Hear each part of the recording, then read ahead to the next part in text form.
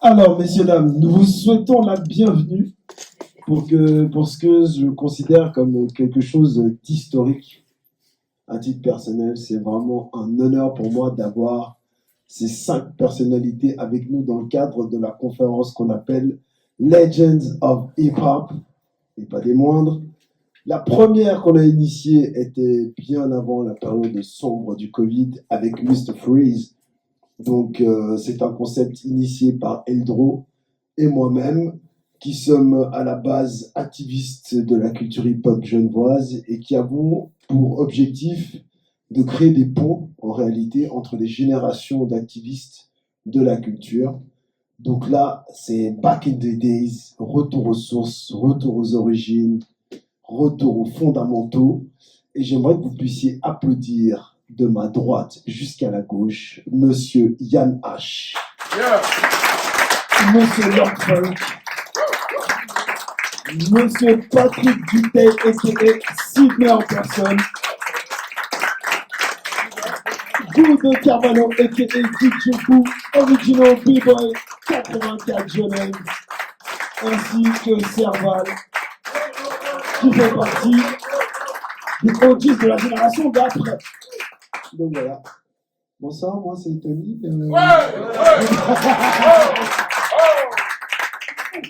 Donc voilà, sincèrement, c'est vraiment un honneur, un plaisir de vous avoir, les 5. À vous 5, vous réunissez beaucoup d'histoires, beaucoup d'anecdotes, beaucoup d'informations qui peuvent nous permettre aussi de mieux comprendre ce qui se passe sincèrement aujourd'hui. Donc c'est un grand honneur, vraiment, merci beaucoup, beaucoup. Pour ma part, je suis né en 85, donc imaginez-vous bien que de me retrouver avec vous, j'ai l'air d'un bébé. Voilà. Mais en tout cas, merci du fond du cœur. Sachez qu'on fait cette conférence dans le cadre d'un événement qui se veut plus global, avec la conférence ce soir. Demain, on a un gros concours de danse au village du soir. Sydney sera encore présent pour animer une partie d'événement pour les Touminos. Et ensuite, le trio de tête là sera là pour mixer entre 23 et 2 heures dans la petite salle. Donc voilà pour le programme. Merci à vous de votre présence, sincèrement. Quand on fait ce genre de truc, on n'est jamais sûr de voir les gens se pointer. Est-ce que ça porte un réel intérêt au co-caisse?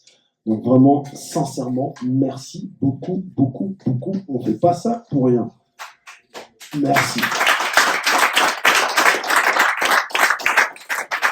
La conférence va se passer de la façon suivante. On veut vraiment créer une interaction aussi avec vous, le public, et avec eux qui sont présents. Donc, dans un premier temps, avant qu'ils s'introduisent au micro, on va vous laisser avec quelques petits passages vidéo pour qu'on se resitue dans le contexte aussi. Ça me semble important. Ensuite, ils se présenteront. On fera d'abord un crochet sur la danse en particulier avec Sydney et Gou dans un premier temps. Ensuite, on abordera aussi la partie musique, sampling, DJing. Donc du coup, on fera intervenir Yann et Lord Funk pour le DJing aussi, Gou dans la foulée. Les 4, ils sont DJ. Donc du coup, on passera par la danse. Après, on fait un switch vers le DJing, le sampling. On finira aussi avec le graphe. Et on fera un petit peu une intervention transversale. Pour notre part, on a déjà une série de questions à leur poser. Donc nous, on profitera de la première partie pour leur poser des questions que nous, on avait à leur poser. Une fois qu'on aura fini cette partie-là, on fera tourner le micro et vous pourrez les mitrailler de questions, les petits détails. Mais lui, pourquoi il a fait ça? Qu'est-ce que vous pensez de ça? N'hésitez pas, soyez larges. Il y a déjà une série de questions. Ils sont déjà au courant des questions que nous, on va leur poser. Donc, sentez-vous libre. Après, à vous aussi, messieurs, si vous sentez que ce sont des sujets houleux sur lesquels vous ne voulez pas débattre ou qu'on caisse, vous dites Joker! Comme ça, on est bon. C'est tout bon? Excellent. Merci infiniment, messieurs, dames. Je vais commencer sans plus tarder avec une première vidéo. La lumière, s'il vous plaît. La régie. C'est parti. Pardon.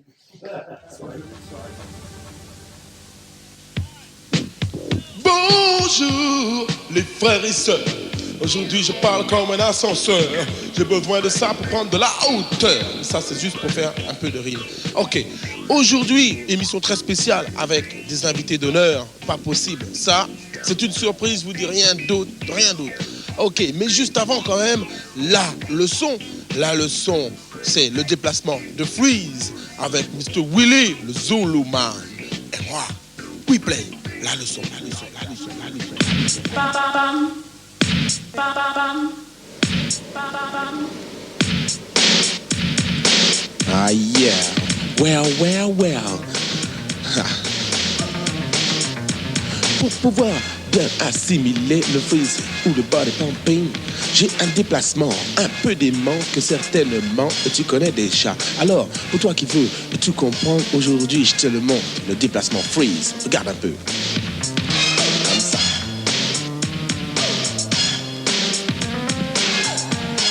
Ok. Well, tu donnes un coup de tête à gauche comme ça. Si tu veux, tu s'arrêtes là. Il y a toujours plein de nouvelles danses et ils vont nous en faire la démonstration aujourd'hui. Hello Shabadoo, how are you? Fine? Hello Boogaloo, how are you? Fine? Je crois qu'ils parlent un tout petit peu français, ils vont nous dire un petit mot, ok? J'aime les jolies filles qui sont funky boogaloo. Yeah! All right. You talk in French, can you tell me something? Un verre, ça va. 3 verres, bonjour, les dégâts. That's great. All right. Alors attention parce qu'il nous amène toutes les danses de LA, de Los Angeles style, parce que je vous ai toujours montré tout ce qu'il y avait de New York style. Et là, on passe de l'autre côté des États-Unis, là, à Los Angeles, ça swingait maximum. Et avant le breakdown, vous savez ce qu'on danse au sol et tout ça. Avant le break, il y avait déjà l'électrique depuis très longtemps. Ce sont les pionniers d'électrique qu'on a aujourd'hui à l'émission Hip Hop. Je voudrais qu'on les applaudisse très fort pendant que le DJ play le beat. Play by Funky Juice, pendant que je vous donne aussi les définitions de chaque danse, pendant que l'un des deux attaque. But you do you go? All right. Say ho! Say ho! Alors il va danser pour commencer le looking. Danse, looking, looking. Looking for the perfect beat. Danse looking. Ça c'est le looking. Et tape les mains. Tout le monde tape les mains. Tout le monde tape les mains. Il y a tellement de noms dans ce que je prends mon papier. Pour pouvoir les noter et j'ai passé des papiers. Je le dis, ça c'est le locking, locking, locking, locking, locking. Il peut danser aussi une autre danse. Le nom de cette danse, c'est le pointing, pointing, pointing. Danse le pointing. Regarde un peu comment que c'est fresh, le style. Shabadoo et Boogaloo. Et tout le monde sent comme les Andalous. Je le dis, ouais, sur TF1. On donne la cadence même sans fin. Tout le monde tape les mains, ouais. Tout le monde swing comme ça, ouais. Regarde bien et puis fais comme nous. C'est le hip hop. Get down, rap on to the break it down. Do the best you can. Well, say yeah. Son nom à lui, c'est Boogaloo. Boogaloo shrimp, Boogaloo shrimp. Danse le Uncle Sam, Uncle Sam. Danse l'Uncle Sam. Il danse l'Uncle Sam. Yeah, Uncle Sam.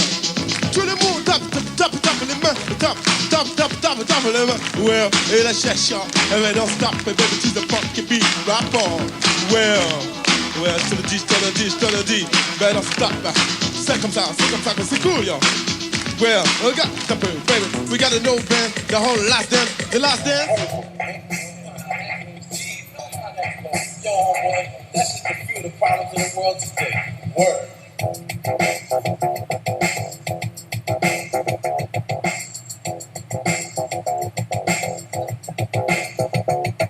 Next door is the big house owned by the Joneses, who were little brown checks that's owned by me.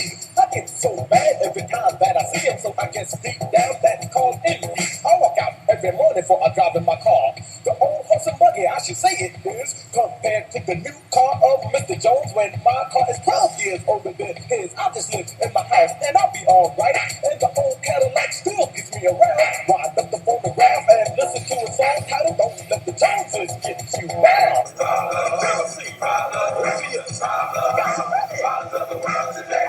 People pointing their fingers, talking about everyone that walks down the street. They pose their things to get into your business, but they start investigating from the time you meet. I live quite secluded by keeping to myself. I only tell people what I want them to know. Also, I get friendly, I won't get personal because one never knows who's friend or foe. Too many sitting on the street corner to earn a fast buck. Hiring all the local because of what I sell. Keep a low profile and hide my product because in 5 course it comes bell. Spending hours getting work and my bell let out. And I hope my legal aid lawyer don't fail. I mean, as my mouthpiece at my court date because I can get from 1 to 5 in jail. That's something that S'il vous plaît, applaudissez-le encore, s'il vous plaît.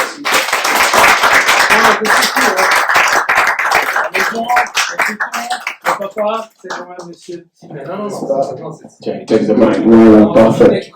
Oui, Sidney, introduit. Prends le micro. Honneur à H. Normal. H et Martin qui m'ont fait. Non, commence, Sidney. De toute façon, commence avec la danse. Sidney, s'il te plaît, commence pas à faire ton timide. En plus, t'as vraiment des choses à dire. Commence, s'il te plaît. Sois sérieux. Et surtout, nous, si on a fait ces trucs, c'est de ta faute. En plus, n'est-ce pas, voilà, exact. Bon, L'instigateur. pour la peine, je vais rester. Donc voilà, alors nos premières questions s'adressent à toi, Sidney. Le truc habituel, ton nom, ton prénom, pourquoi le a.k.a. Sidney, d'où tu viens, tes origines, mais aussi la ville où tu as résidé. Alors, ça c'est la bio. Hein, bon. Je suis né d'une famille de 7 enfants, musiciens. Moi-même, j'ai commencé la musique à l'âge de 7 ans, la batterie, après la basse est venue plus tard, le saxophone, conservatoire, etc. Argenteuil, banlieue parisienne. Et j'ai toujours baigné dans un univers donc, musical, de jazz, de musique black, mais aussi dans un univers de musique classique, parce que ça va de pair avec des cours de musique. Donc, d'abord dans la musique, et à l'âge de 14 ans, j'ai vraiment voulu faire que ça. Bien sûr, mes parents m'ont dit, mon père m'a dit, j'ai perdu ma mère à l'âge de 11 ans, donc c'était un peu une période assez difficile où, sans maman, avec un père musicien qui est rarement là, qui gère pas trop, c'est les grands frères qui géraient avec nous tous ensemble dans une maison qu'on avait à Argenteuil, et de là, on vivait que ça, quoi. On peut dire, on vivait vraiment de musique et d'eau fraîche. On n'avait pas trop les moyens financiers, même pour bouffer. Les copines ramenaient des paquets de pâtes et puis on faisait ça avec des œufs et de la musique. Voilà. Et l'école en même temps, un peu. Et puis en même temps, fallait aller à l'école, j'étais obligé. Et en même temps, je voulais faire ce métier. Et à l'âge de 14 ans, j'ai un copain, un de mes grands frères qui vient, qui lui avait 18-19, ils avaient un groupe de rhythm and blues. Et il dit à mes frères, attendez, on cherche un chanteur. Mes frères m'ont dit, lui, il chante bien le petit et tout. Et c'est parti comme ça. J'étais faire une audition, j'ai chanté des morceaux de James Brown que je connaissais par cœur, et des morceaux d'Otis Redding, vraiment la soul pure.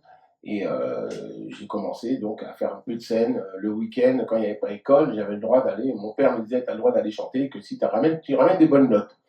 Il fallait au moins que je ramène la moyenne. Ouf. J'ai pu donc. Ouais, pas 20 sur 20, je te rassure. Et d'une pierre à l'autre, une fois que j'étais beaucoup plus grand, j'ai jamais quitté la musique, même si après j'ai fait carrément un autre métier parce que je suis diplômé comptable. Vous voyez, ça n'a rien à voir.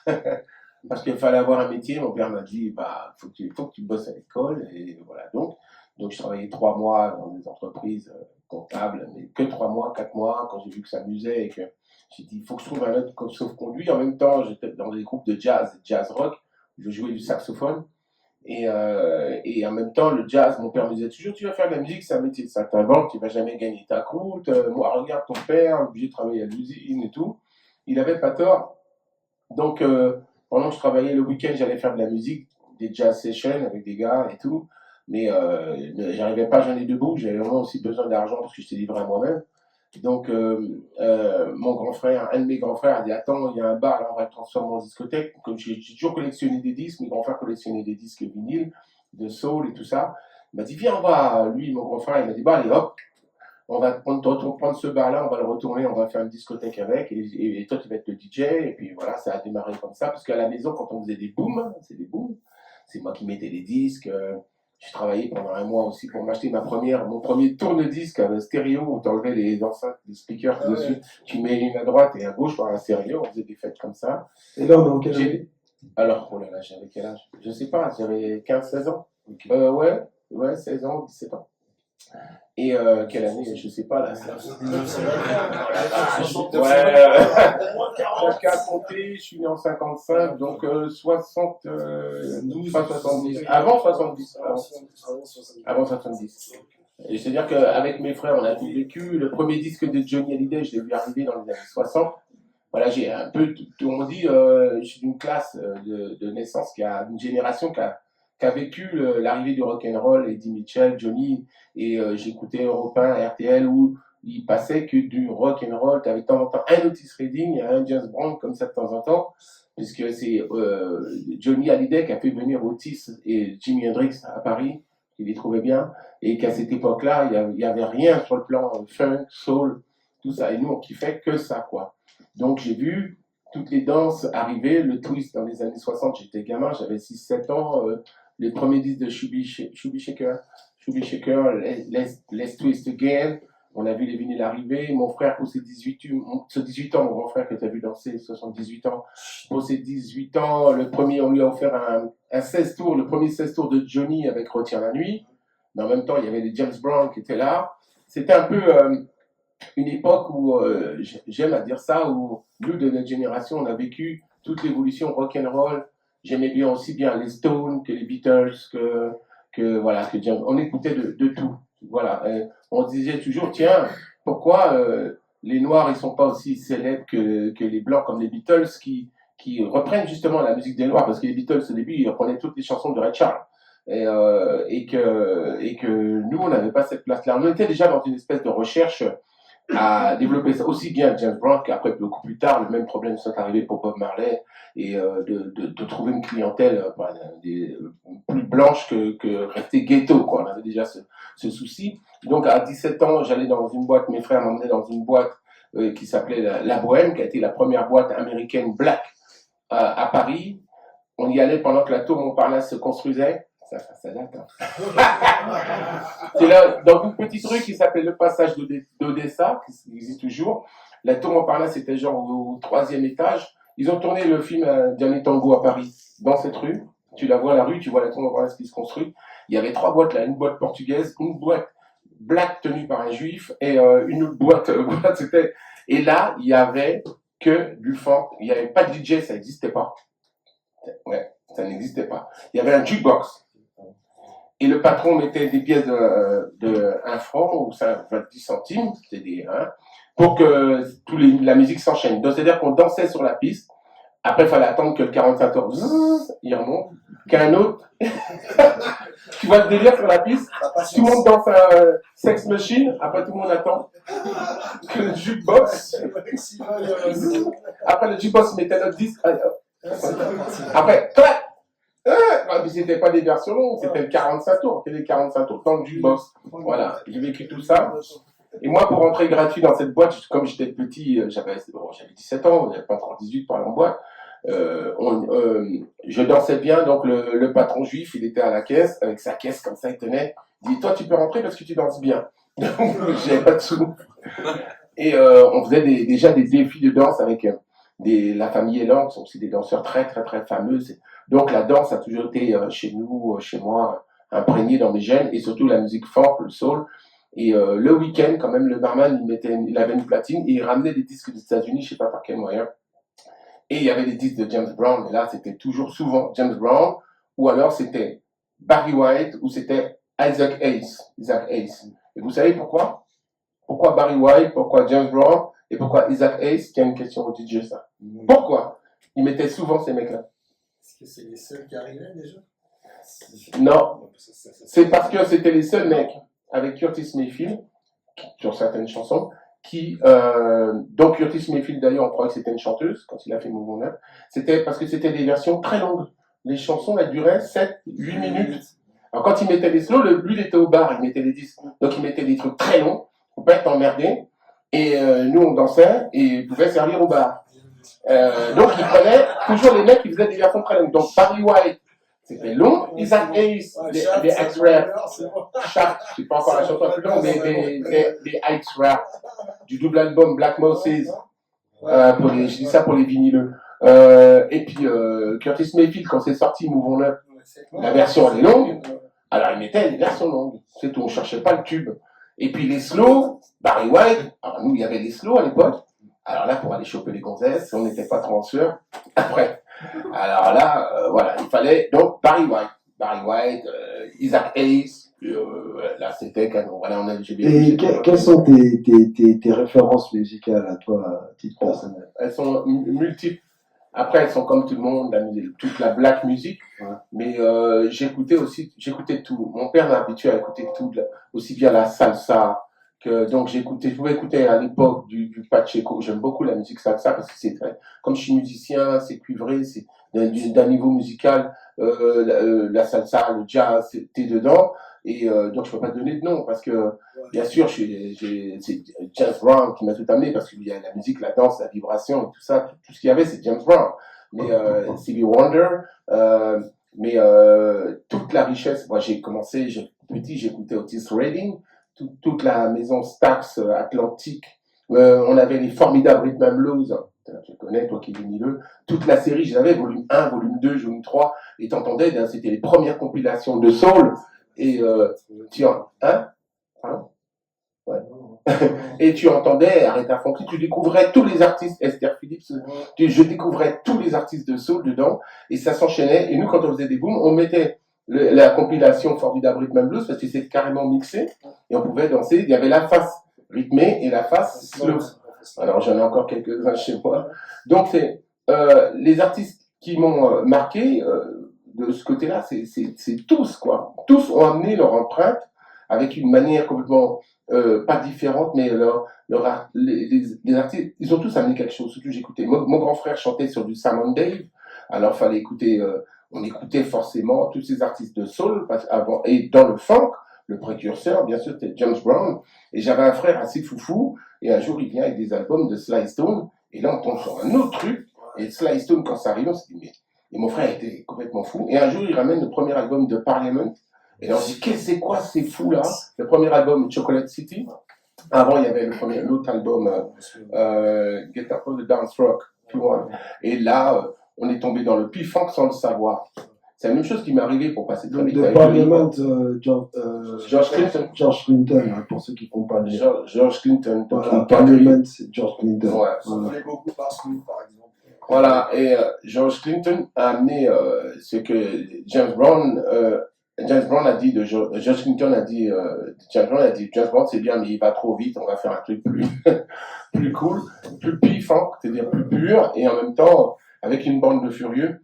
George Clinton il a eu l'intelligence de dire puisque James Brown ne paye pas ses musiciens et qu'ils sont tous, à chaque fois ils en ont marre, je vais les récupérer et ils vont pouvoir faire ce qu'ils veulent. Parce qu'avec James Brown, tu ne fais pas ce que tu voulais. Donc il a récupéré Fred Wesley, Maceo Parker, tous ses frères. Voilà, je ne vais pas faire l'histoire de la fin, je peux vous la faire, mais c'est pas ce soir, ça va être très long. Ça a développé donc encore autre chose, ça c'est dans les années 70. Qui a vraiment révolutionné là c'était pas la danse mais surtout l'état d'esprit du funk du plus profond qu'il puisse y avoir, et ça c'est arrivé après. Et là où j'étais vraiment plus qu'inspiré, c'est aussi bien par la danse que par la musique, parce qu'en même temps j'étais musicien et en même temps danseur. Ce qui est arrivé, c'est que je jouais donc comme j'étais multi-instrumentiste, je jouais de la batterie avec un guitariste américain, Jerome Bowman, je jouais de la basse, pas de la basse encore vraiment, mais j'ai joué du saxophone avec un autre groupe qui s'appelait Man Sharp. J'ai dit, je vais arriver à joindre les deux bouts financièrement parce que je joue dans 3 groupes, à chaque fois un instrument différent. Et les copains m'appelaient, tu peux venir jouer ça parce qu'il nous manque un gars, là, il nous manque un gars. Et je faisais ça, et c'est comme ça que j'ai commencé à rentrer dans le milieu, et j'ai pu lâcher la comptabilité, le côté austère qu'a connu Leslie, dans un autre domaine. Et, parce qu'on parle, c'est bien.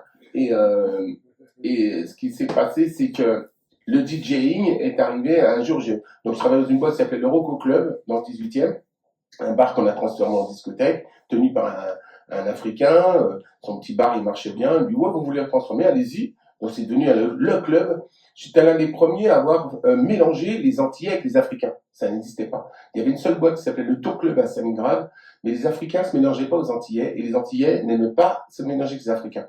Ils traitaient les Africains comme genre, ils balayaient la rue, eux, on veut pas les voir. C'était comme ça à l'époque. Les Antillais disaient, nous, on est quand même plus français, on est un peu plus civilisés. Ouais, faut savoir que même au sein de la black attitude, plus maintenant, heureusement, mais à l'époque, c'était un peu comme ça. Donc, on avait des copains africains, mais bon, il y avait toujours une espèce d'ambiguïté.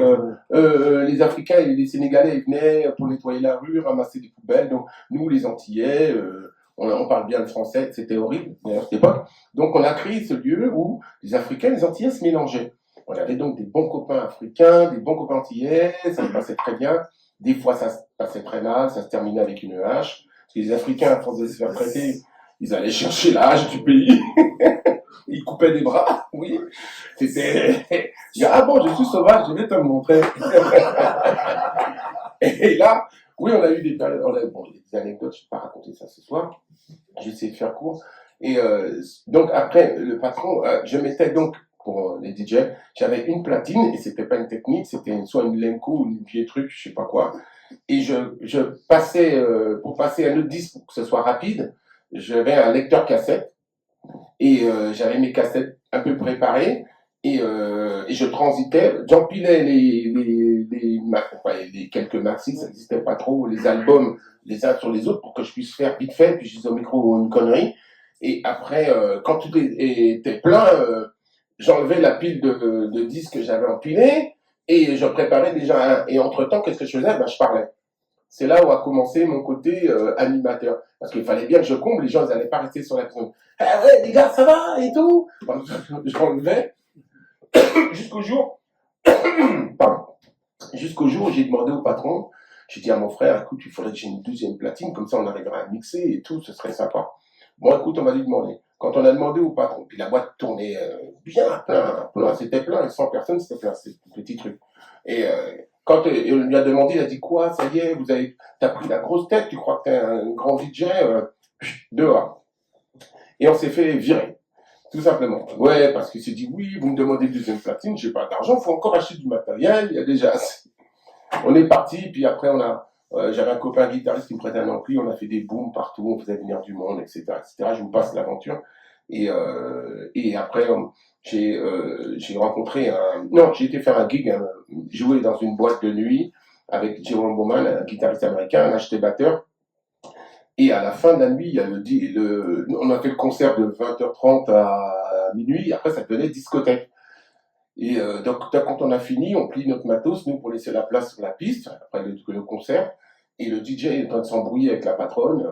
Ouais, si tu ne payes pas plus, moi je me casse, c'était un gros samedi, elle attendait du monde, et j'entends la conversation. Alors, je dis, ah bon, le gars dit, ouais, moi, il ne me paye pas, je me casse. Et je dis, bon, elle me dit, et il prend ses disques, parce qu'à l'époque, il faut bien savoir qu'un DJ, c'est pas comme aujourd'hui, c'est râteau et clé USB, hein. Si t'as pas de disque, t'es pas bon, t'es pas là, quoi. Il n'y a pas un DJ comme ça, il faut avoir les disques et les bons disques à l'époque. Et bien les passer. Et donc, j'entends la conversation, le gars, il prend ses disques, il se barre. Elle me dit, oui, comment je vais faire ce soir? Je dis, écoutez, moi j'ai des disques chez moi à la Courneuve, j'habitais à la Courneuve, j'avais déjà déménagé d'Argenteuil. Je lui dis, écoutez, je peux aller chercher mes disques et je vais faire une soirée. Oh, super, tu me sauves. Donc je reprends ma Peugeot 103. Ils n'ont pas connu les Peugeot 103. Levez la main si vous connaissez la Peugeot 103. Ah, la mobilette bleue, hein. Je prends ma petite truc. Et je remonte à la Courneuve. Je suis venu de Paris, je fais les 4-5 km, je monte au 12e étage dans ma barre d'immeuble. Et je mets les disques dans un sac à dos militaire. Je mets les disques vite fait, et je reprends ma mobilette, je retourne là-bas. Et je commence à mettre des disques. Et là, on arrive dans cette boîte qui a pris une réputation énorme pour le funk. C'était la première vraiment boîte funk de l'époque. Là, on est en 1978, 78 par là.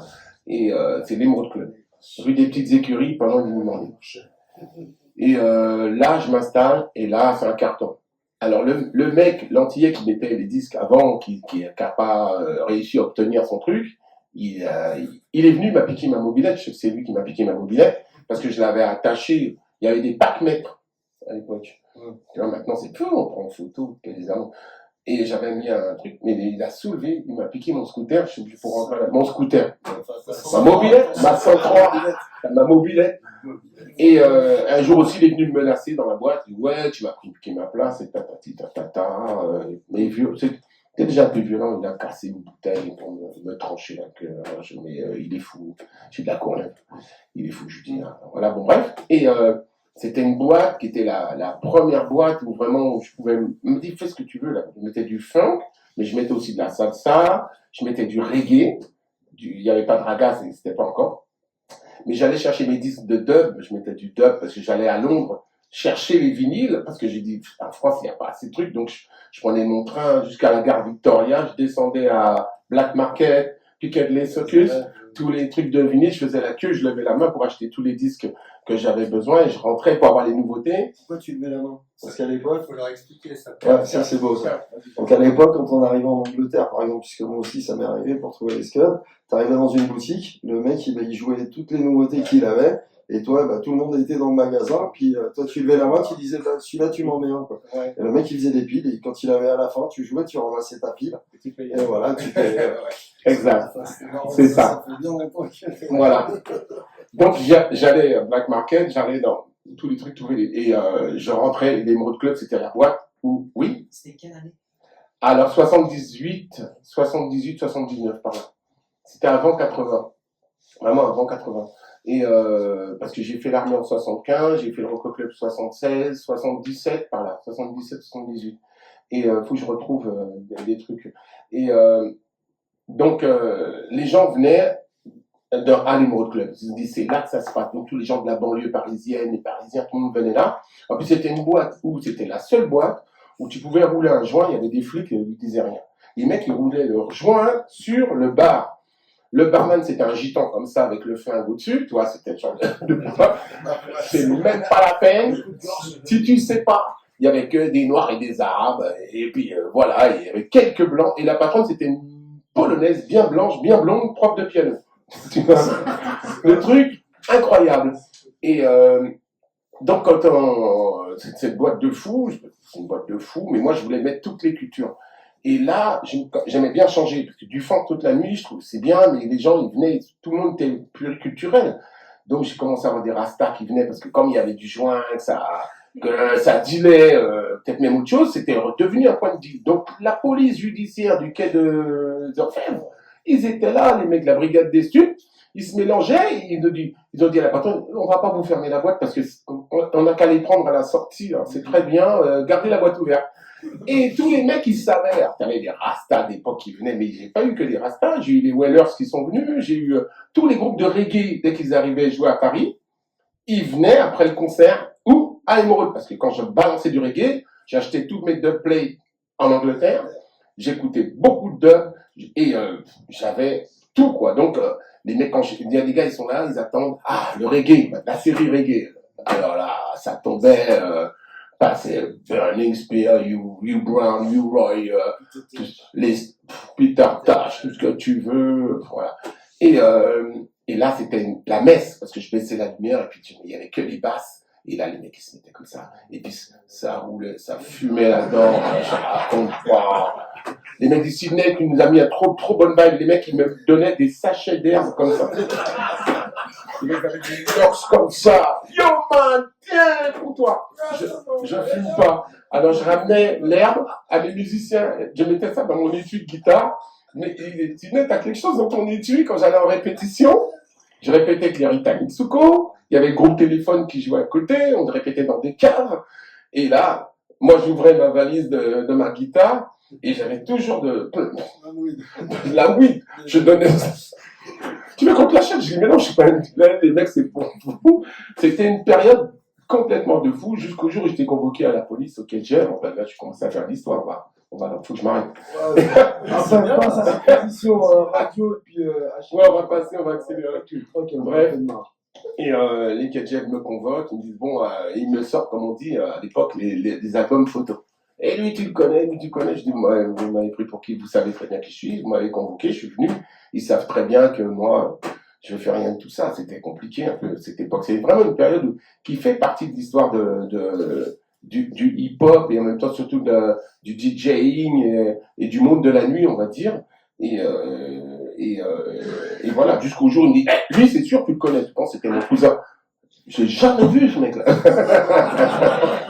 C'est mon cousin. Je l'ai jamais vu. Après, j'appelle mon cousin, je dis, oh, mon gars, c'est chaud, Bon, on a tous nos histoires je le dis bien, mais vraiment, toutes nos histoires, c'était la période aussi où il y avait le sida est arrivé, qui a fait j'ai perdu des copains. Et voilà, il y a toutes les histoires. Bon, on va pas rentrer là-dedans. En 80, donc je quitte cette boîte parce que ma patronne est sortie avec un mec un gangster. Ouais. C'est le gang un des mecs de la gang de Postal, les mecs qui faisaient des postes et tout ça. Horrible, et puis donc j'ai quitté la boîte parce que moi je ne voulais pas rentrer dans ce bordel. J'ai été travailler à Sarcelles dans une boîte, bref, etc. Après elle m'a rappelé, je suis revenu, etc.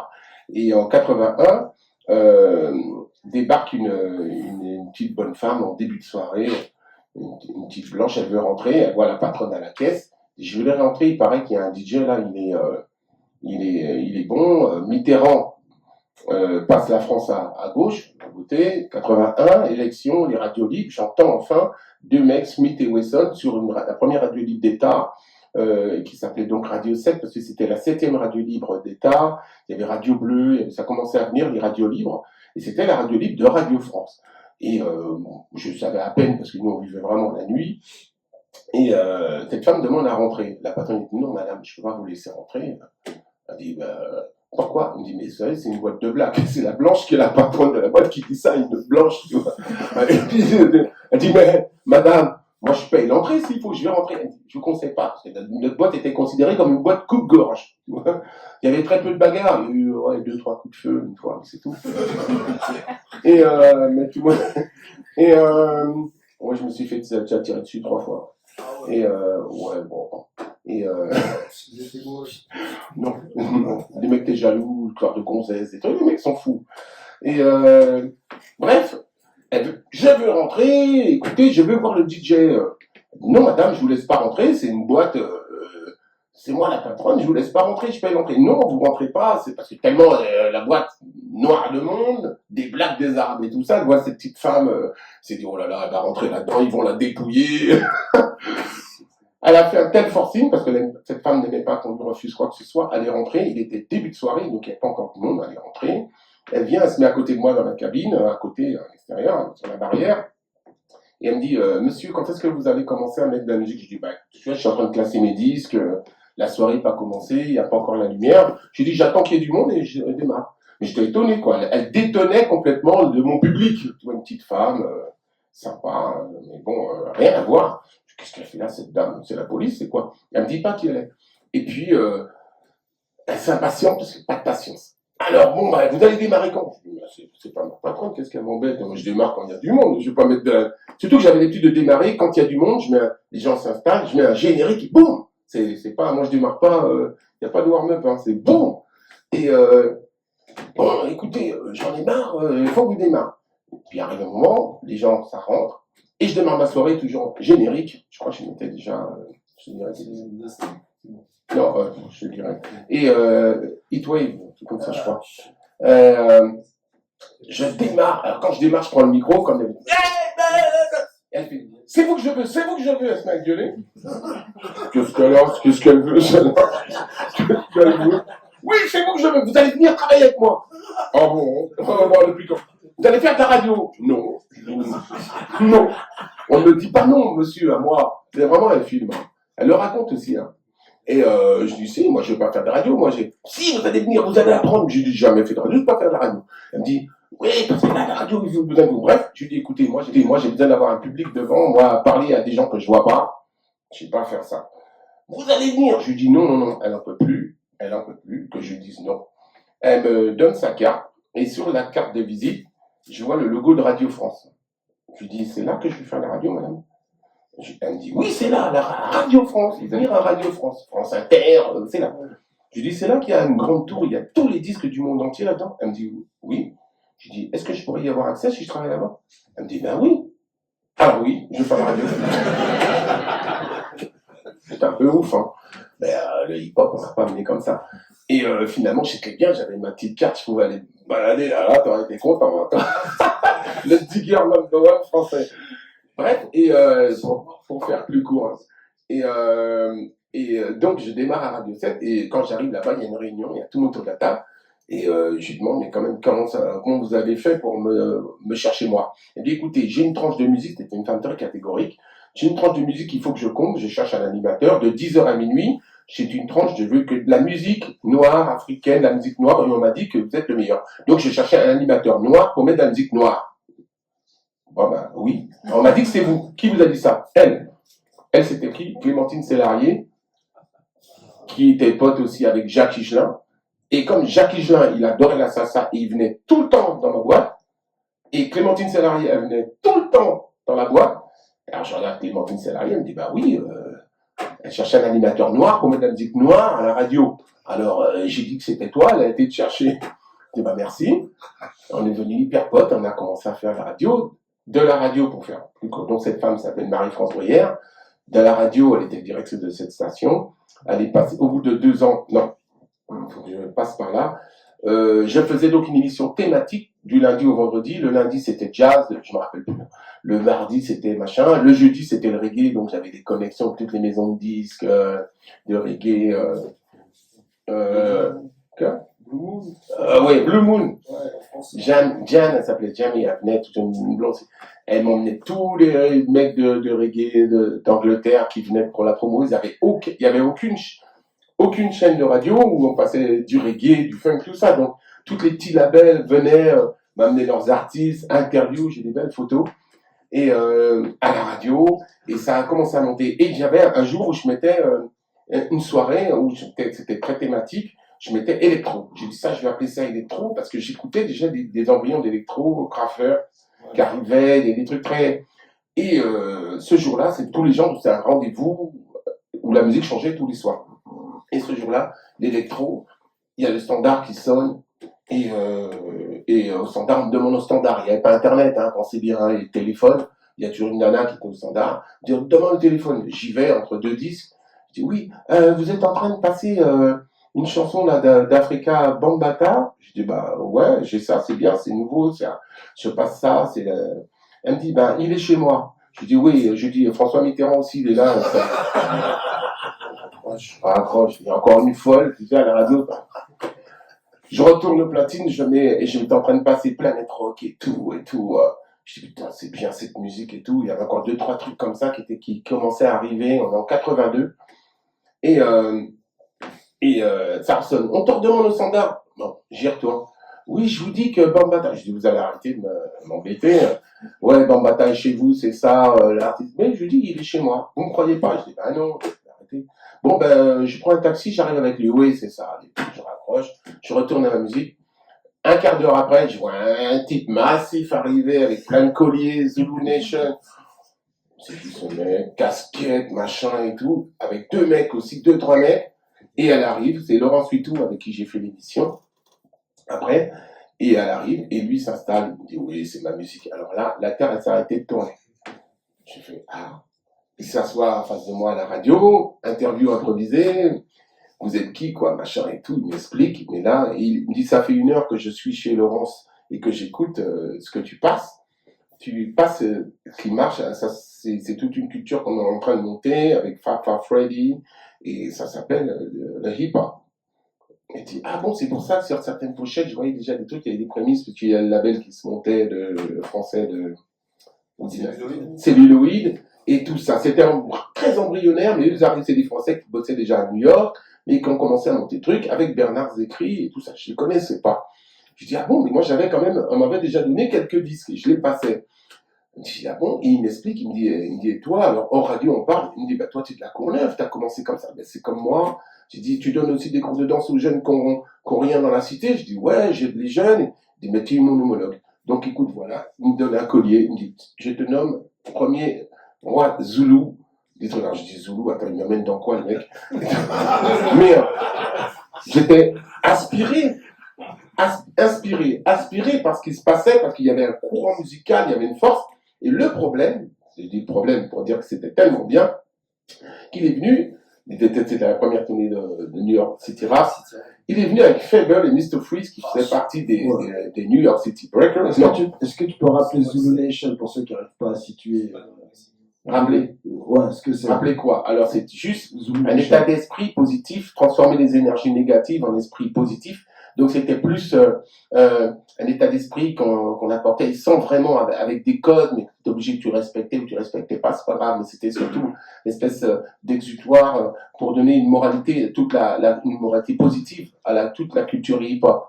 Donc au lieu de Bambata créer ça, au lieu lui qui faisait partie d'un gang qui s'appelait les Black Spade, je pense que vous connaissez la plupart tous l'histoire, il a transformé, il s'est dit bon, ben, je vais, suite à avoir regardé un film sur les Zoulous, et il a décidé de monter, après avoir perdu un de ses amis dans une guerre de gang, il s'est dit bon, il faut qu'on arrête de se battre entre nous, et je vais créer un état d'esprit, et cet état d'esprit, il dit je vais appeler ça la Zulu Nation, tout le monde pourra accéder à des trucs très positifs dans l'histoire, oui. Le rapport avec le film Warriors, il y avait de l'ami. Ouais. Ah, il n'y a pas de rapport avec la vraiment Zulu Nation, mais ça explique vraiment, ce film des Warriors, je l'ai vu à l'époque, les histoires de guerre de gang qui se passaient vraiment dans les quartiers. Ça, par contre, c'est de la véritable histoire. Bon, c'est scénographié, mais en même temps, c'est l'histoire de ce qui se passait vraiment aux États-Unis. Et moi, je regardais les films américains, comme tous les gamins qui regardent des films. Donc, quand tu tombes là-dedans et que les types sont en face de toi du jour au lendemain comme ça, et ils arrivent à la radio, je dis bon, oh là là. Donc, je suis propulsé et amené et aspiré par ce que me raconte Bambata. Et bien sûr, on s'est vu les jours qui suivent. Mais c'est surtout ce qui m'intéressait, c'est que je vois Mr. Fable et Mr. Freeze qui sont là. Et pendant que je passe c'était Mr. Freeze, notre premier invité à la première bah oui. Et il est là, il est dans le couloir de Radio France Rock. À Radio France, c'est aussi lisse que la table là. Tous les mecs, ils passent leur temps à nettoyer par terre, mais il n'y a pas un cheveu. Et ça glissait beaucoup. Et lui, il arrivait avec ses baskets. Et il avait justement ses Adidas, les premières Adidas. Les superstars. Les superstars, on n'en trouvait pas en France. Et quand je suis moi-même allé à New York à cette époque, j'ai trouvé des superstars et c'était Made in France. C'est les Français qui fabriquaient les superstars pour les États-Unis. Tu vois le truc? Heureusement que Picaret est arrivé pour beaucoup. Ouais. Et lui, le fait que ces superstars-là, on les mettait parce que le bout était très dur. Les danseurs vont pas me contredire.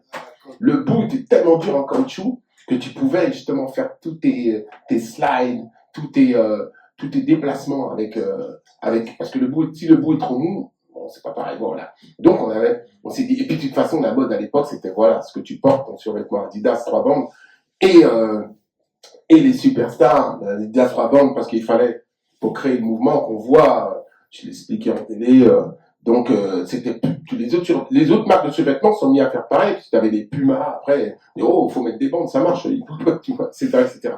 Et donc, je vois Mr. Freeze qui danse, j'ai dit non, c'est pas possible. Faut que j'apprenne ça. Alors, les semaines passent et on est venu pas.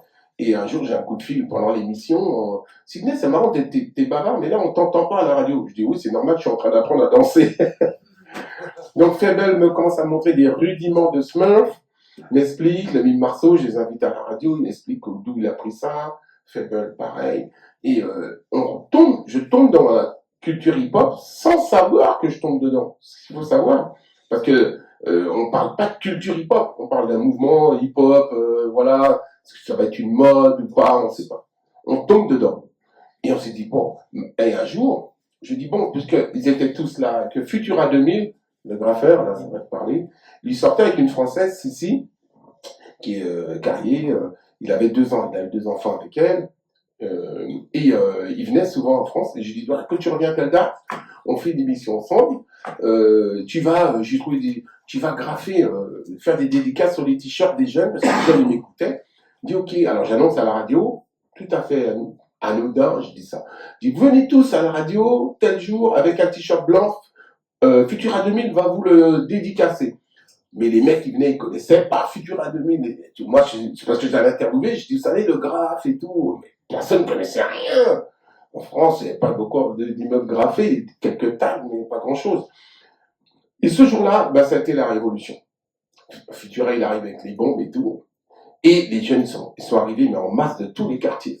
Les mecs de la sécurité, je ne sais pas si vous connaissez Radio France, c'est tout rond, l'immeuble, et tu rentres pas comme ça. Les mecs de la sécu, ils ont appelé la police, ils ont appelé la directrice d'abord, ma patronne. Et oui, alors elle m'appelle, elle me dit qu'est-ce qui se passe? Je lui dis, je fais une dédicace de Futura 2000. Elle me dit, on me dit qu'il y a une émeute en bas de l'immeuble. Je dis, non, c'est les jeunes, ils viennent avec leur t-shirt blanc. Je dis, qu'est-ce que tu fabriques? Et elle débarque, donc elle vient à la radio voir ce qui se passe. Et elle me dit, mais c'est pas possible ça, qu'est-ce qu'il fait? Alors il est en train de graffer chaque t-shirt blanc sous le dos des gars. Et en même temps, moi je mets la musique, ça danse partout dans le couloir Radio France. Il y en a qui prenaient à tourner sur le dos, c'était la folie. Elle dit, mais qu'est-ce que c'est que tout ça? Mais elle trouvait ça génial. Elle dit, bon, voilà, ça heureusement que l'émission s'arrête à minuit. On part. Donc, une fois par semaine, électro, t'as tout le monde qui vient au rendez-vous. Mais je dis bien, tout le monde. Lionel dit, Dynasty vient avec ses cassettes mal mixées. Ouais, Sydney, passe la musique. Moi, ça fait longtemps que je scratch chez moi, dans mes toilettes et tout, je sais pas quoi. Il dit, alors je donne au technicien sa cassette. Ah, c'était terrible. Je donne au technicien, écoute, faut passer sa musique aussi. Il fait du hip-hop. Allez. Pour resituer, Lionel D et Dynasty, Lionel D c'était le premier rappeur français en somme. L'un des premiers, oui. Parce que autour de la table, oui, en 82, j'ai tous les premiers rappeurs qui sont là.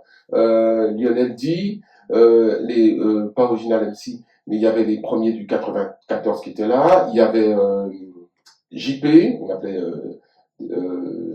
JP, il y avait un autre petit espagnol qui venait. Pendant l'émission, ils écrivaient le texte sur le bord de la table. Lionel D aussi se mettait là, il écrivait les textes. Et à la fin de l'émission, c'était les premiers open mic, on va dire. Ça s'appelait, nous on l'appelle pas même pas open mic à l'époque. Mais bon, les gars, c'est à vous qui c'est. Et puis ça commençait à se lâcher comme à la messe, chacun à son tour. Il reste 10 minutes d'émission, les gars, à vous. Et t'avais donc Lionel D, Dynasty, impossible de passer ses cassettes, elles étaient inaudibles. Les techniciens, impossible. Il dit, un jour, je viendrai mixer. Je dis, ouais, t'es bienvenu. Donc, c'est le premier mec que je vois qui se crache, parce que j'écoutais ses cassettes, même si c'était pourri, mais c'était quand même, il y avait une énergie, je dis, bon, ok, je demande au technicien, la semaine prochaine, Dynasty va venir mixer. Impossible. Sinon, on appelle la CGT. Bah oui, le matériel technique doit être touché par les gens qui travaillent à Radio France. Donc, mais si j'emmène 2 platines, non, la musique doit être diffusée par les gens, par le personnel de Radio France. Sinon, il y a la CGT, ben là, t'es à France Inter, machin, CGT, et puis c'était des platines Studer, tu vois, des trucs, tu peux même pas rien faire avec ça. Donc il t'est dit, j'ai des platines, je vais les emmener. Non, la musique doit être émise, toute la technique doit être faite par les professionnels de Radio France. Sinon, c'est comme si tu piques le boulot du mec. Et t'as la CGT au cul direct. J'ai tout fait. On m'a dit, non, c'est pas possible. Aucune personne peut venir mettre un disque à la radio. À Radio France, hein, je dis bien. Après, c'était terrible. Donc Dynasty, le pauvre, il est resté. Après, il a trouvé d'autres radios, Radio Show, Radio Carbone 14, RDH, je suis allé le voir, bien sûr. Phil Barnet, le chanteur, lui, était sur Radio Carbone 14, avec Jean-Yves Lafesse. Tout a démarré, les radios libres explosaient, avec tous ces gens qui sont devenus célèbres, plus ou moins, avec l'explosion des radios. C'est très important de parler de la radio, parce que c'est par là que c'est arrivé. C'est par là que c'est arrivé, ouais. Voilà. Et pour finir, parce qu'il faut conclure, sinon c'est trop long. On n'a pas parlé de Chopin encore. J'y arrive. On y arrive. Il n'y a qu'un pas. Il a monté la mayonnaise. C'est un métier. Hein, j'ai vu. Et donc, ça a tellement explosé qu'en 84, 2 ans après, je suis rentré à la radio en 82, en 84, c'était l'explosion à la radio, et Marie-France Brière, donc celle qui m'avait découverte à l'Emeraude Club, donc vous voyez que le truc empirait, elle est passée, sa radio marchait bien, il n'y avait pas que moi, c'était vraiment une radio où il y avait du cinéma, genre Bourseillier, enfin plein de gens qui sont devenus célèbres ont démarré la radio. Même Christophe de Chavannes a démarré à Radio 7, faut le savoir. Il y a énormément de... Bon, Clémentine Célarier, ils sont tous devenus célèbres. Et du coup, ils l'ont prise, ils lui ont demandé de venir à la direction des variétés à TF1. Tellement elle avait fait exploser les compteurs. Donc, il lui propose le poste, Hervé Bourges à l'époque. Et comme Hervé Bourges était le président de Radio France et de France Culture, enfin de RFI, c'est un type qui a beaucoup tenu les radios en Afrique. Il était très afrophone, tu vois, il aimait bien toute la... c'est de là qu'on a créé avec lui la world music et qu'on a mis en exergue à la radio des musiques qui passaient pas ailleurs. Donc on a fait découvrir les Rita Mitsuko, mais aussi bien Étienne Dao, qu'on a fait découvrir Touré Kunda, Morikante, tout a démarré à Radio 7. Donc c'était... Du coup, elle est passée à la télé, à TF1. Elle nous dit, bon, alors quels sont vos projets, Madame Marie-France Brière? Elle dit, moi, mon projet, il est là. C'est Sydney, là, il fait tout le monde là, qui tombe sur le dos. Je vais faire une émission. Il fait tourner les gamins. Ouais. Tous ceux qui font... Et le mec dit, quoi, vous allez faire la télé, des mecs qui font des calipettes par terre, hein, c'est quoi? Ça, elle a dit, ça, c'est un vrai truc, là, le graphe. Sydney, allez hop, tu me déroutes, fais une émission. Alors, TF1, ils ont dit non. Ils ont dit, si vous voulez pas faire cette émission sur l'hip-hop, vous allez passer à côté de quelque chose d'énorme. Et moi, je ne veux pas. prendre le poste de la direction des variétés, carrément. C'est une femme comme ça. Ils lui ont dit, bon, écoutez, ils étaient coincés, ils avaient vraiment que elle, et ils lui ont dit, bon, écoutez, alors ils nous ont filé, ben écoutez, ben voilà, nous, il n'y a pas d'argent, faites votre émission sur la danse, et là, il y a un trou le dimanche, il reste 14 minutes, on ne peut pas mettre 14 minutes de pub, on vous donne 14 minutes, débrouillez-vous. Elle se retourne vers moi, Sidney, t'as 14 minutes pour me faire la France tourner sur le dos, débrouille-toi. Bon, ok. De là, oui, ok. Je dis, bon, il faut que je monte une équipe. J'ai encore été à New York, j'ai pas eu le temps. Je suis en Angleterre, je vais partout, mais j'ai dit, je vais appeler les gens qui m'ont amené Bambata. Donc, j'appelle Laurence Tuito, qui, elle, faisait cours d'architecture à New York, et Sophie Bramley, qui était sa copine, qui était photographe. Et quand ces gens-là, ils traînaient à New York tout le temps, ils connaissaient Bernard Zécry, qui avait fait venir, en 82, toute l'histoire. Et on était déjà tous un peu potes. J'ai dit à Laurence, écoute, il faut que tu arrêtes tes histoires d'architecte. Elle me dit, qu'est-ce qu'il y a? Attends, c'est mon métier. Non, tu vas venir bosser avec moi à la télé. Bon, elle dit, pourquoi? Parce que ça, faut qu'on fasse tourner ça. Bon, pourquoi pas? Elle dit, on va démarrer en catimini. Mais ça va pas démarrer en catimini, c'est parti. On n'a pas de budget. Alors, le décor, qu'est-ce qu'on fait? Bah écoute, elle me dit, on va faire comme dans la rue. On va mettre un truc pas cher. On va mettre des échafaudages, un bout de lino, un pratos avec 2 platines. Et puis les gens autour. Et puis on va demander à Futura de faire des graphes. Et puis basta. Ah, les mecs ont commencé à dire à la télé, oui, votre décor il est pauvre. Mais non monsieur, c'est la rue. On va faire la rue. Parce que c'est la rue. Allez, on n'a pas d'argent, faut qu'on fasse l'émission. Ouais, de toute façon, ils ont laissé tomber. 14 minutes. Qui va regarder ça le dimanche après Starkey Hutch? Voilà. Tiens, enchaîne. Incroyable. S'il vous plaît, un applaudissement pour tout le monde.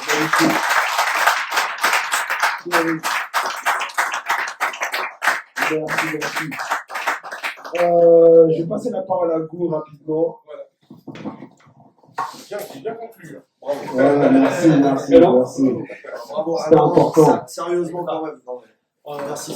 Merci, bravo. Magnifique. Historique. On va justement faire le parallèle avec la Suisse parce que là on est en 84, hein, c'est ça? Ah, et l'émission a duré combien d'épisodes? Alors, 42 émissions de 14 minutes sur un an. Sur 12 mois. Sur 12 mois. Sur 10 mois, on va dire, parce que juillet et août, j'ai fait d'autres émissions. C'était l'été, on ne travaillait pas en France. Wow. Très bien, Bagou, tu peux nous faire le parallèle avec la Suisse? Il y a quelqu'un qui devait la question. Ils ont mis combien de temps à te payer? Parce qu'au départ, tu étais bénévole donc pour TF1.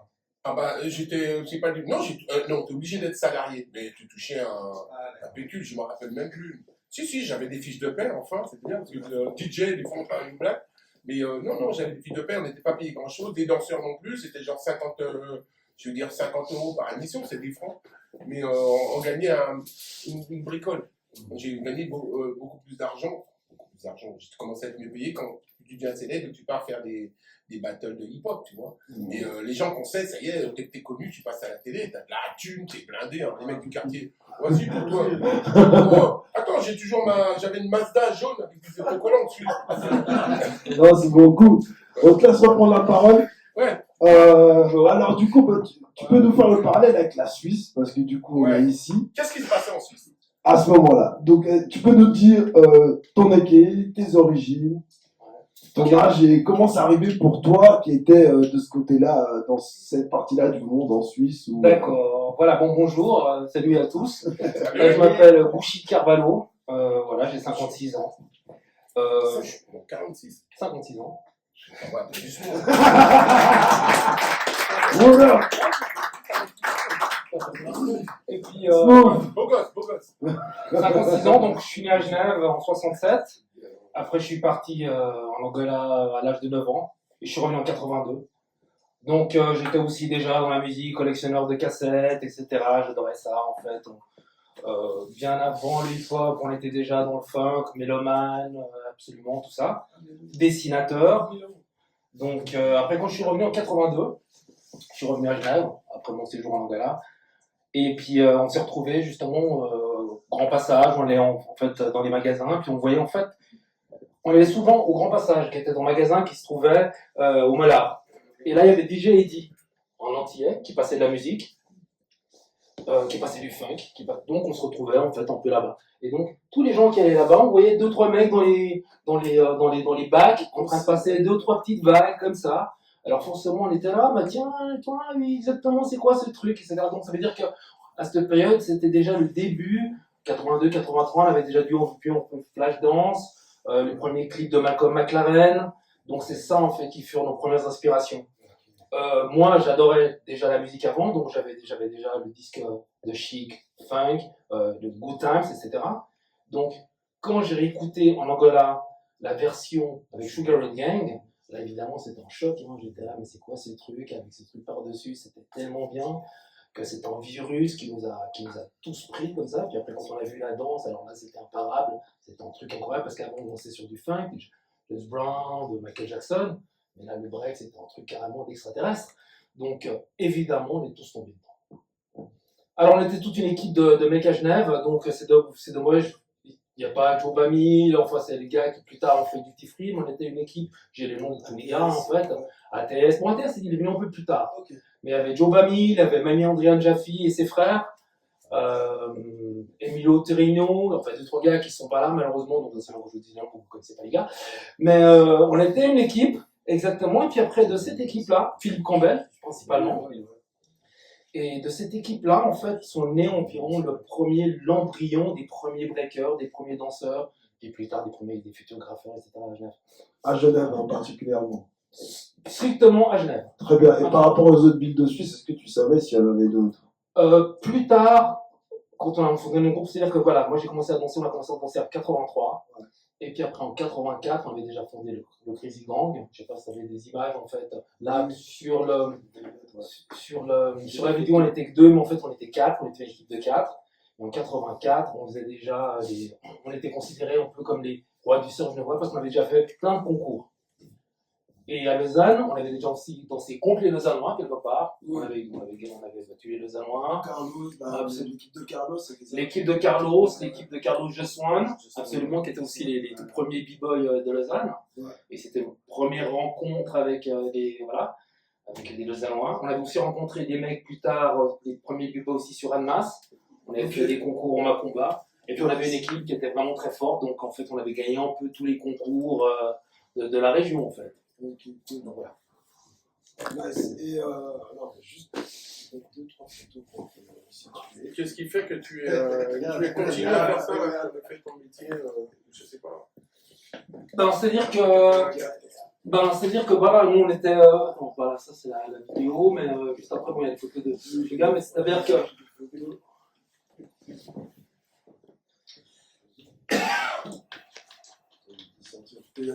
Oui. Donc c'est-à-dire que voilà, en 84, on a commencé à danser, puis on était vraiment au top. C'est là où on a rencontré, justement, on a eu la chance, le privilège incroyable de rencontrer justement l'équipe de Sydney. Les PCB qui étaient venus, voilà, ça c'était mon équipe. Donc Philippe Campbell, Rip Fréo et Mamie, et puis moi je suis pas là. Donc je pense qu'il y a encore plusieurs images qui vont circuler. Et puis justement, notamment, l'idéal ça aurait été de voir des images avec voilà, le palmarès. Donc ça veut dire en 84, voilà, on avait déjà dansé à peu près dans tous ces trucs-là, les compétitions, la combat discothèque, centre des jeunes, etc., les articles, tribune de jeunes, la téloche. Donc on va dire en 84, comme c'était quelque chose de nouveau, on a eu la chance vraiment d'avoir un gros spot. Ouais, une exposition très forte, c'était à peu près vraiment l'explosion du truc. Et justement avec l'émission de Ciné, ça a encore amplifié le bidule. Donc nous, dès qu'on a commencé à danser, on a tout de suite compris que c'était quelque chose d'exceptionnel en mouvement tout. Donc on a sorti tout de suite les cartons, les descendus à la rue, on faisait la manche, on avait monté en spectacle. Et ça, c'était l'équipe justement la plus dynamique. Voilà, Philippe Campbell, Fred, Rip, et puis Mamie. Quel âge vous avez là? Là, 17 ans et demi. Et voilà, merci, super. Et ça, c'est la fameuse affiche. Donc, on a fait 2 rencontres. Justement avec Futura 2000, des Paris City Breakers, et puis avec nous au théâtre. C'était une soirée justement exceptionnelle. On avait vu justement, il y avait Futura 2000, donc c'était la jonction Paris-Genève. Et voilà, c'était quelque chose. Voilà. Et j'étais absolument marqué par Futura 2000, donc plus tard, après évidemment, j'ai graffé tout ça, parce que j'avais déjà le dessin et la peinture dans le sang. Cet album, c'est dans quelle année? Ça, c'est en 84. Donc on a fait deux rencontres. Une rencontre à l'ancien palais des Expos, qui se trouvait pas très loin ici des Palais, puis aussi une autre soirée au Palladium. Disco. Encore deux. Voilà, je dirais à demi, on se regarde, Paris c'est regarde, c'est fait que absolument. C'est magnifique. Donc vous pensez bien que voilà, 17 ans et demi, on voit ça, voilà, c'était un truc complètement hallucinant. Et puis après tout ça, bon après comme je dessinais, après tout ça c'est les affiches que je faisais. Donc voilà. Merci beaucoup du bruit pour lui, s'il vous plaît. All timers.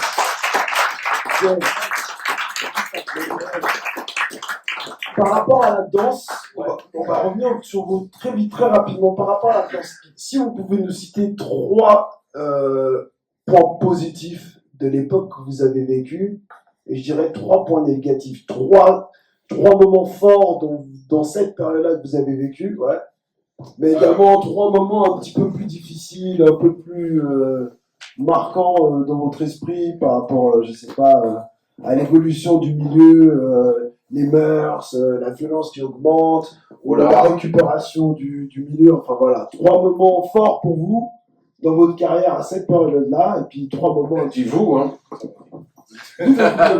Par rapport à la danse, par rapport à l'émergence du mouvement hip-hop en tant que tel. Bon. Personnellement, moi, il y avait sur mon parcours, j'ai rien trouvé de vraiment quelque chose de négatif parce qu'à chaque fois, en fait, j'ai évolué. Puis dès que ça commençait à sentir le roussi, dès que ça va, c'est une évolution naturelle pour moi. C'était en fait chaque fois que, comme on dansait, on avait 17 ans. Après, donc l'âge venant, j'ai enchaîné avec le gras, puis après j'avais une autre passion pour la platine, etc., etc. Donc ça s'enchaînait. Mais effectivement, quelque chose de très négatif, c'est que ça, c'est sur le mouvement à Genève, vers les années mi-80, à partir de 86, 87. Et ça, c'est quelque chose qui a touché à peu près toute l'Europe. Il y a une vraie grande crise, une vraie, une épidémie d'héroïne qui est tombée, qui a touché l'Europe, absolument à cette période-là, et pas exclusivement Genève. Mais donc, il y a beaucoup de personnes de cette première génération qui sont tombées dedans. Donc, absolument, donc c'est comme si il y a beaucoup de carrières qui ont été avortées. Absolument. Mais pas pour tout le monde. Justement, encore une fois, il y en a certains qui ont vu le truc venir et puis qui sont partis dans la passion, dans la musique, dans l'art, etc. Mais ça faisait partie de l'environnement. On va donner des points positifs quand même. La danse hip-hop quand elle est arrivée, bon, c'était difficile, bien sûr, de rentrer dans les clubs en survêtement, des choses comme ça. À partir du moment où il y avait cette effervescence qu'avaient les danseurs de vouloir justement montrer leur danse, à partir du moment où ils dansaient, ils devenaient, c'était aussi forcément dans l'envie, mais ils devenaient quelque part un peu célèbres, ils avaient une certaine cote. Donc quand tu arrivais quelque part et que tu dansais, tu arrivais au bain-douche, tu arrivais au palace, tu commençais à danser. Moi je l'ai pas subi parce que j'étais déjà connu avec la télé, donc j'avais pas de souci. Mais les danseurs qui venaient dans le cercle, c'était tout de suite cette création du cercle dans toutes les fêtes qu'il y avait. Les danseurs venaient parce qu'ils avaient aussi ce ressentiment d'être reconnus par rapport à ce qu'ils sont, même s'ils sortaient du fin fond de l'immeuble de là-bas. Les gars disaient, bon, moi je vais bien danser, tu vas voir, comme ça, je vais y arriver, ils disaient ça. Et c'était important parce que la danse leur a amené ça. Leur a amené une certaine, pas puissance, mais une certaine aura, notoriété, mais c'est pas seulement ça, une certaine confiance en eux. La danse, ça t'amène quelque chose de tellement fort, j'en parlais un petit peu avec Leslie tout à l'heure, qui te donne cette force dans la vie pour continuer, parce que tu es reconnu dans ce que tu fais, et la danse, c'est quelque chose, tu n'as pas besoin de parler à quelqu'un pour te faire connaître, tu arrives, tu danses, et tu fais.